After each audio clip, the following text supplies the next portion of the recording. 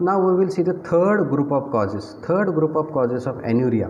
So third group, just I told you, the third group of causes is post-renal anuria. Systemic circulation is fine, there is no any anomaly in the system or abnormality in the systemic circulation. There is no any pathological condition in the kidney also, but there is obstruction somewhere in the lower urinary tract, what we call it as ureters, bladder and urethra. So kidney is functioning properly, but ureters or urethra are not able to conduct the urine further for excretion, and that will create the work that load over the kidney, and that will cause renal failure. So that's why it is called as post-renal. So that is beyond the kidney, post-renal anuria, and it is always of obstructive type.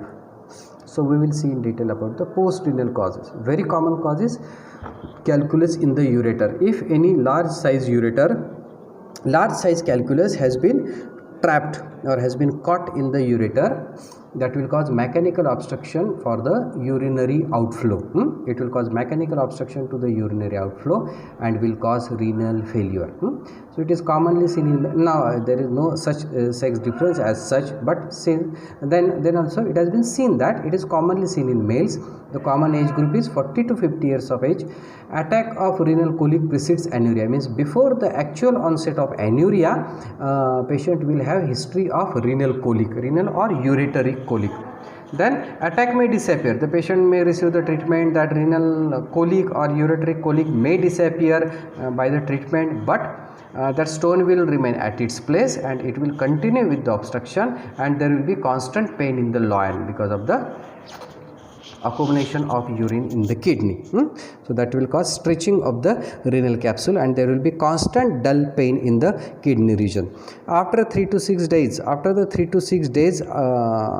attack of renal colic, patient will feel better, will start working, but because the obstruction has not been relieved, that means the urine, the stone that is present in the ureter has not been removed, it will create obstruction to the urinary outflow, and gradually there will be effect on the function of the kidney. So gradually there will be rise in blood urea level. So blood urea will go on rising, and with the rise in blood urea level, there will be headache, sleepiness, constipation, lassitude. All these are the features of rise in blood urea. Now you know normal blood urea is around 25 to 40 milligram per dl. It will go on rising by 15 to 20 milligram per dl, and according to its rise, it will give rise to the clinical features. So on examination, the obstructed kidney is tender, because it can be unilateral. It can be unilateral. So obstructed kidney will be tender on bimanual palpation. The kidney will be tender to touch. There will be guarding of the overlying muscles. So overlying muscles in the kidney region will be, that is lateral part of the abdomen, they will be guarding, means stiffness. There will be a spasm of those muscles. And if there is a large palpable kidney, it is generally considered as functionless. So if the kidney is massively enlarged, it is completely functionless. So patient has developed actual anuria. Then for this post-renal anuria, you will have to go for catheterization. You go for catheterization to exclude retention. Means it can happen that patient is having some benign enlargement of prostate or some obstruction at the neck of the bladder or in the urethra. So you should go for, kidneys are functioning normally, but urine has been obstructed or accumulated in the bladder. So you should go for catheterization to exclude retention. So you should go for plain X-ray for stones. If any stone that has been obstructed in the or trapped in the ureter, you should go for X-ray. The common investigation is ultrasonography. Ultrasonography will give you the good idea about size of the stone, location of the stone, and also dilated pelvis and size of the kidney. If the pelvis and calyces are obstructed, they will be dilated.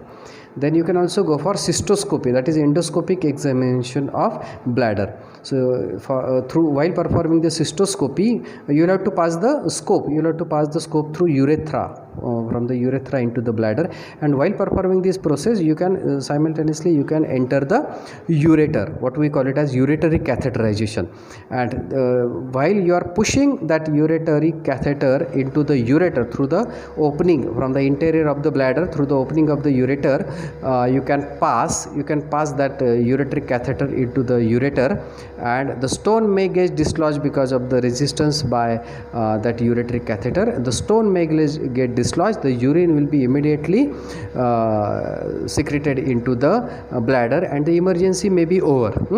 And sometimes in cases you may need the surgical exploration of the kidney in the form of pylostomy or nephrostomy.